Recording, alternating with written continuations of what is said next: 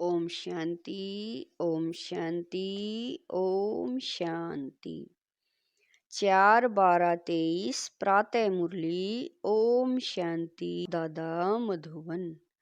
मीठे बच्चे, सतगुरु का सहज वशीकरण मंत्र तुम्हें मिला हुआ है कि चुप रहकर माँ में कम याद करो। यही माया को अधीन करने का महामंत्र है।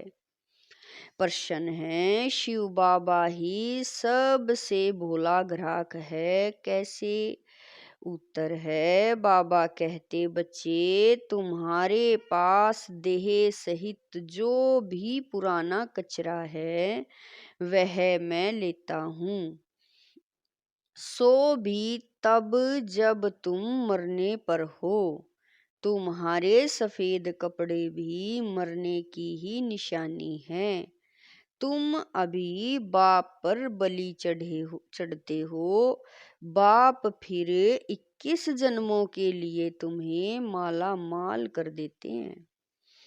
भक्ति मार्ग में भी बाप सबकी मनोकामनाएं पूर्ण करते हैं। ज्ञान मार्ग में भी सृष्टि के आदि मध्य अंत का ज्ञान दे त्रिकालदर्शी बनाते हैं। गीत है, भोलेनाथ से निराला और कोई नहीं, बिगड़ी को बनाने वाला। ओम शांति। बच्चे भोलानाथ के सम्मुख बैठे हुए हैं। व्यापारी लोग कहते हैं, ऐसा कोई मत का मूरा कम बुद्धि वाला भोला हो जो 1000-2000 का माल लेकर हमको खूब धन देकर जाए। हे भगवान, हमको ऐसा ग्राहक मिलाओ। अब भोलानाथ बाप आकर बच्चों को आदि मध्य अंत का राज समझाए त्रिकालदर्शी बना रहे हैं। मेरे जैसा ग्राहक तुमको कभी मिल सकता है? तुम उनको अर्पण करते हो। भक्ति मार्ग में बहुत महिमा करते हो। भोलानाथ की महिमा होती है। तुम माता पिता वह आकर राजयोग सिखलाते हैं, राजाई देते हैं। बाप को कहते हैं, यह जो पुराना कचरा है वह हम आपके ऊपर बलि चढ़ाते हैं। आप हमको 21 जन्मों के लिए माला माल करते हो। सराफ होते हैं ना, मट्टा सट्टा करते हैं, कमीशन लेते हैं। यह भी कहते हैं, कचरा जो भी है देह सहित वह सब तुम्हारा लेता हूँ जब तुम मरने पर हो। यहाँ तुम ब्रह्म कुमारियों के कपड़े भी सफेद हैं, जैसे कि तुम मरे पड़े हो। मरने वाले पर हमेशा सफेद चादर डालते हैं, कोई भी दाग न हो। इस समय सबको माया का काला दाग लग गया है। इसको ही राहु का ग्रहण कहा जाता है। चंद्रमा भी, बाबा कह रही हैं, चंद्रमा पर भी ग्रहण लगने से काला हो जाता है ना। तो यह माया का ग्रहण भी सारे विश्व को काला कर देता है। इसमें तत्व आदि सब आ जाते हैं। बाप बैठ समझाते हैं, यह तुम्हारा राजयोग है। राजयोग से तुम्हारे में राजाई प्राप्त करनी है। तुम राजाओं का राजा बनते हो। नारायणी नशा रहता है। नर से नारायण बनते हैं। लक्ष्मी नारायण का राज्य होता ही है सतयुग में। तो जरूर मुझे अंत में आना पड़े। यह समय है भक्ति मार्ग का। भक्ति मार्ग में दर दर माथा टेकते, धक्का खाते रहते हैं। भक्तों का रखवाला है भगवान। भक्ति का फल आकर देते हैं। सब भक्त तो हैं, परंतु सबको एक जैसा फल नहीं मिलता। कोई को साक्षात्कार होता है, कोई को पुत्र मिलता है। अल्पकाल के लिए किस्म किस्म की मनोकामनाएं पूरी करता हूँ। दुनिया में यह किसी को पता नहीं कि भगवान आया हुआ है। राजयोग सिखलाने समझते हैं वह द्वापर में आया, तब राजयोग सिखाया होगा। फिर वहां नर से नारायण कैसे बनेंगे? अभी ही बाप तुम्हें राजयोग सिखाकर राजाओं का राजा बनाते हैं। यहाँ तो तुम्हें सिर्फ चुप रहना है। मन मना भव, यही सतगुरु का सहज वशीकरण मंत्र है। इस मंत्र में बहुत आमदनी है। यह माया को अपने अधीन करने का मंत्र है। माया जीत जगत जीत भक्ति मार्ग वालों का है, मन जीते जगत जीत। इसके लिए वह हठ योग आदि करते हैं, सो भी जगत जीत बनने के लिए नहीं करते, वह तो मुक्ति के लिए करते हैं। बाप आकर कहते हैं, बच्चे देह सहित सर्वधर्मानी, मैं फलाने धर्म का हूँ, फलाना हूँ, यह सब बातें छोड़ अपने को आत्मा समझ माँ में कम याद करो। बस मैं जो मत दे रहा हूँ उस पर चलो।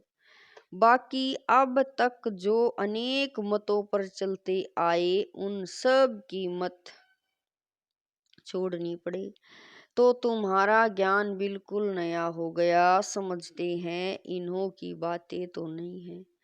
तुम बच्चे जब किसी को भी समझाते हो तो पहले उनकी नब्ज देखनी है। सब के सामने एक जैसी बात नहीं करनी है। मनुष्यों की है अनेक मतें, तुम्हारी है एक मत। परंतु नंबरवार हैं जो अच्छा योग में रहते हैं, धारणा करते हैं, वह जरूर अच्छा समझाएंगे। कम धारणा वाले कम समझाएंगे। कोई भी हो उनको एक ही सिंपल बात बताओ, भलग्रस्त व्यवहार में रहते हुए, परंतु कमल फूल समान। तुमको मालूम है कमल के फूल को बाल बच्चे बहुत होते हैं और मिसाल भी उनका ही दिया जाता है। बाप को भी बाल बच्चे तो बहुत हैं।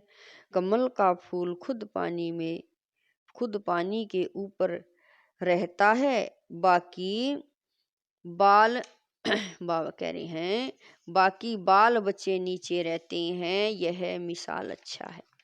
बाबा कहते हैं गृहस्थ व्यवहार में रहो परंतु पवित्र रहो। यह बात हो गई पवित्रता पर। सो भी इस अंतिम जन्म के लिए पवित्र रहे, माँ में कम याद करो। रचना की पालना भी जरूर करनी है, पर नहीं तो हठ योग हो जाए। दुनिया में पवित्र तो बहुत रहते हैं, बाल ब्रह्मचारी तो भीष्म पितामह मिसाल हो गया।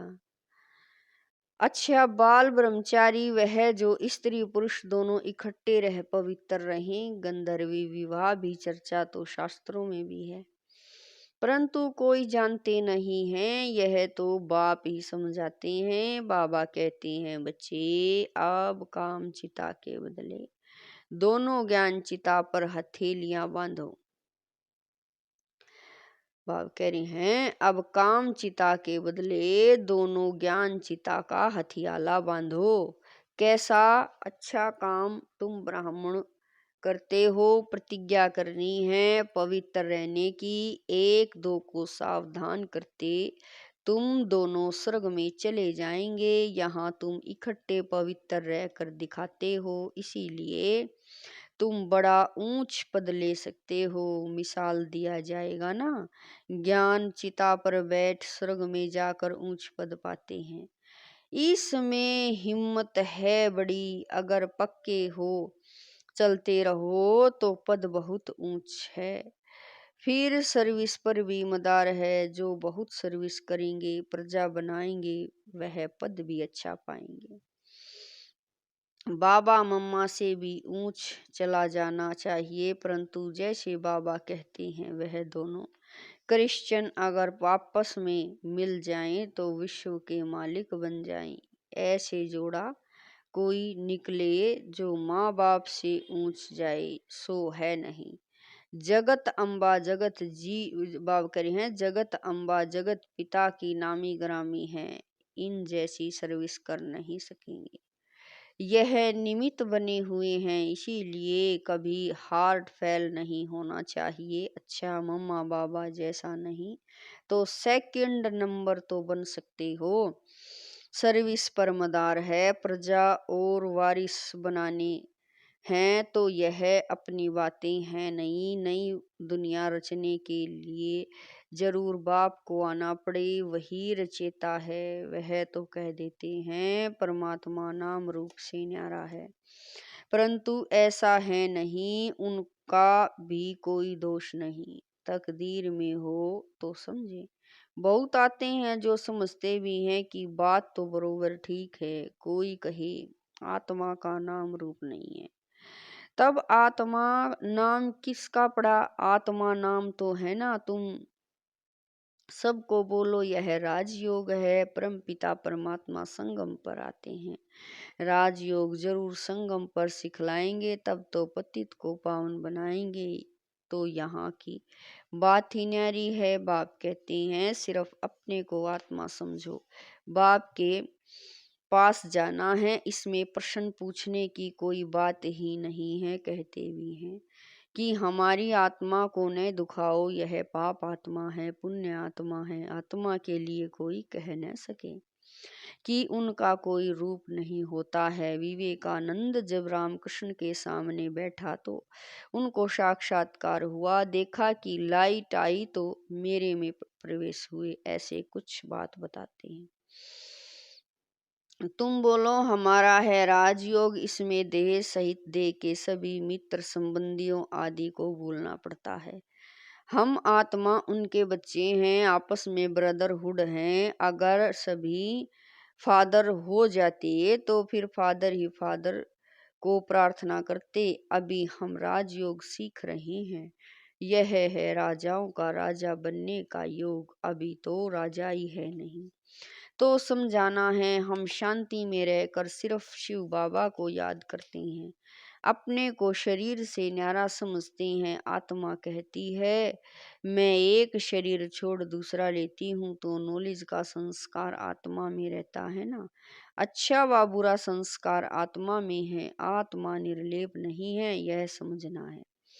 आत्मा पुनर्जन्म में आती है, घड़ी घड़ी ऑर्गन्स लेना पड़ता है। आत्मा स्टार है, भ्रुकुटी के बीच रहती है। आत्मा का साक्षात्कार हुआ तो उसने समझा इस इन में इतनी ताकत है जो मुझे आत्मा का साक्षात्कार कराया। अब आत्मा तो भ्रुकुटी के बीच में रहती है, साक्षात्कार किया ने किया, फर्क क्या है? आत्मा खुद कहती है मैं स्टार हूँ, मेरे में 84 जन्मों का पार्ट है। अगर 84 जन्म हो तो इतने संस्कार हो जो पता नहीं क्या हो जाए। भाव करें, अगर 84 लाख जन्म हो तो इतने संस्कार हो जो पता नहीं क्या हो जाए। 84 जन्म मान सकते हैं, 84 लाख तो मान न सके। अभी हम पावन बन रहे हैं, बाबा ने हमें नर से नारायण बनने के लिए पवित्र बनाया है। यह बहुत अच्छा नशा चाहिए। तुम्हें कोई से भी डिबेट करने की दरकार नहीं है। देह सहित देह के सब धर्म त्याग, अपने को आत्मा अशरीरी समझना है। भले हमने शास्त्र आदि पढ़े हैं, परंतु डिस्कस क्यों करें, जबकि बाप ने कहा है माँ में कम याद करो। और दूसरा फरमान है गृहस्थ व्यवहार में कमल फूल समान पवित्र रहो, योग अग्नि से ही पाप नाश होंगे। भगवान वाच, भगवान भी परमात्मा है, उनको भी स्टार कहेंगे। बहुत पॉइंट्स हैं, एक समय नहीं निकल सकती। आसानी देख युक्ति से उठाना है। बाबा कह रहे हैं एक समय नहीं निकल सकती, आसामी देख दूसरों से उठाना है। बोलो हम भी शास्त्र पढ़ते हैं, परंतु बाप का फरमान है कि भल सभी को भूल माँ में कम याद करो। वह है निराकार। आत्मा को तो सब मानेंगे, विवेकानंद वाले भी मानेंगे। आत्मा तो सभी में है, जरूर उनका बाप होगा ना, जिसको परम पिता परमात्मा कहा जाता है। यह सब पॉइंट्स है ना, यह सिमरन करने से सदैव पॉइंट मिलती रहेगी, स्टीमर बढ़ता रहेगा। यह भी जैसे अविनाशी ज्ञान रत्नों का बख्तर सामग्री भरता है। पॉइंट्स नोट कर रिवाइज करो, यह है रतन। इनको धारण करने और लिखने का शौक चाहिए, अच्छी तरह से सबको समझाना है। आत्मा तो सभी में है, उनका नाम रूप नहीं है, ऐसे तो कह नहीं सकेंगे। आत्मा का रूप है तो परमात्मा का क्यों नहीं है, उनको कहा ही जाता है परम पिता परमात्मा, परम धाम में रहने वाला। कितना बच्चों को समझाया जाता है, तो अब सर्विस करके दिखाओ बाबा, तो सर्विस पर इनाम देते हैं। कितना श्रृंगार कराते हैं ज्ञान रत्नों का। हम यहाँ के पद्मपति नहीं बनना चाहते हैं, हमको तो चाहिए विश्व की बादशाही। अच्छा, मीठे मीठे शकील दे बच्चों प्रति माता पिता बाप दादा का याद प्यार और गुड मॉर्निंग। रूहानी बाप की रूहानी बच्चों को नमस्ते। हम रूहानी बच्चों की रूहानी माता पिता बाप दादा को दिलवा जान शिकवा प्रेम से याद प्यार गुड मॉर्निंग नमस्ते। ओम शांति मेरे बाबा, लाख लाख शुक्रिया मेरे बाबा। धारणा के लिए मुख्य सार है। नंबर 1, ज्ञान रतन जो मिलते हैं उन पर विचार सागर मंथन कर स्वयं में धारण करना है। ज्ञान रत्नों से सदा भरपूर रहना है। नंबर 2, अपने नारायणी नशे में रहना है। वाहियात बातें किसी से भी नहीं करनी है। शरीरी बनने का अभ्यास करना है। वरदान है दुआओं और दवारा तन मन की बीमारी से मुक्त रहने वाले सदा संतुष्ट आत्मा भव। वरदान है दुआ और दवा द्वारा तन मन की बीमारी से मुक्त रहने वाले सदा संतुष्ट आत्मा भव। कभी शरीर बीमार भी हो तो शरीर की बीमारी से मन डिस्टर्ब न हो। सदैव खुशी में नाचते रहो तो शरीर भी ठीक हो जाएगा। मन की खुशी से शरीर को चलाओ तो दोनों एक्सरसाइज हो जाएगी। खुशी है दुआ और एक्सरसाइज है दवाई, तो दुआ और दवा दोनों से तन मन की बीमारियों से मुक्त हो जाएंगे। खुशी से दर्द भी भूल जाएंगे। सदा तन मन से संतुष्ट रहना है तो ज्यादा सोचो नहीं। अधिक सोचने से टाइम वेस्ट होता है और खुशी खराब हो जाती है। स्लोगन है विस्तार में भी सार को देखने का अभ्यास करो तो स्थिति सदा एक रस रहेगी। स्लोगन है विचार में भी सार को देखने का अभ्यास करो तो स्थिति सदा एक रस रहेगी। मातेश्वरी जी के मधुर वाक्य है। परमात्मा की सदगति करने की गत मत परमात्मा ही जानता है। तुम्हारी गतमत तुम ही जानो। अब यह महिमा किसकी यादगार में गाते हैं, क्योंकि परमात्मा की सदगति करने की जो मत है वो तो परमात्मा ही जानता है, मनुष्य नहीं जान सकता। मनुष्य की सिर्फ यह इच्छा रहती है कि हमको सदा के लिए सुख चाहिए, मगर वो सुख कैसे मिले जब तक मनुष्य अपने 5 विकारों को भस्म कर कर्म अकर्म नहीं बनाए, तब तक वो सुख मिल नहीं सकता। क्योंकि कर्म अकर्म विक्रम की गति बहुत गहन है, जिसको सिवाय परमात्मा के और कोई मनुष्य आत्मा उसकी गति को नहीं जान सकता। अब जब तक परमात्मा ने वो गति नहीं सुनाई है तब तक मनुष्य को जीवन मुक्ति प्राप्त नहीं हो सकती। इसीलिए मनुष्य कहते हैं तेरी गत मत तुम ही जानो, इनकी सदगति करने की मत को परमात्मा के पास है। भाव करें, इनकी सदगति करने की मत वो परमात्मा के पास है। कैसे कर्मों को अकर्म बनाना है, यह शिक्षा देना परमात्मा का काम है। बाकी मनुष्य को तो यह ज्ञान नहीं, जिस कारण वो उल्टा कार्य करते रहते हैं। अब मनुष्य का पहला फर्ज है अपने कर्मों को सुधारना, तब ही मनुष्य जीवन का पूरा लाभ उठा सकेंगे। अच्छा, ओम शांति।